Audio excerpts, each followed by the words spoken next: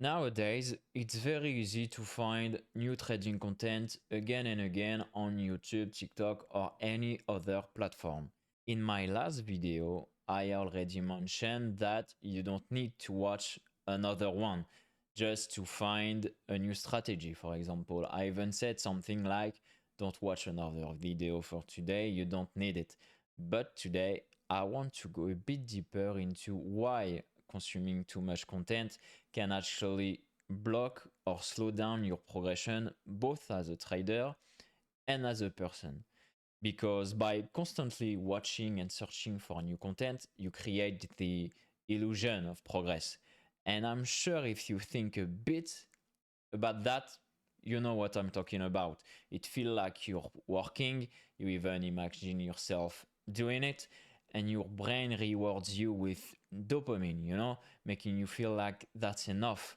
And most of the time, when people hear the word dopamine, it's in conversation about quitting porn, masturbation, binge watching Netflix, and endless scrolling on TikTok. But with trading content, it's exactly the same, because the problem is when you have an idea, a project, a goal, and in your case, trading, content tricks you into feeling like you're working, but in reality, you're doing nothing.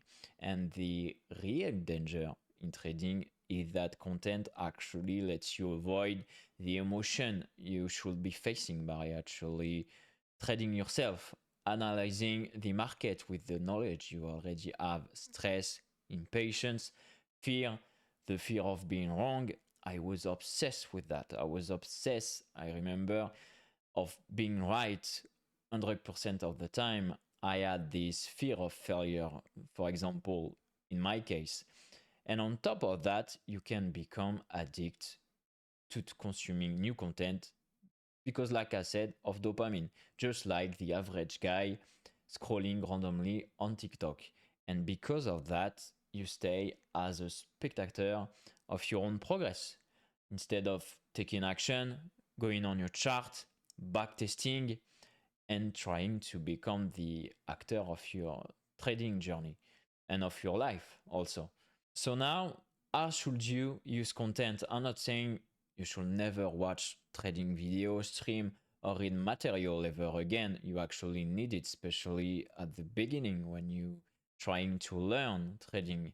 But like everything in life, you need rules. You need to use it efficiently.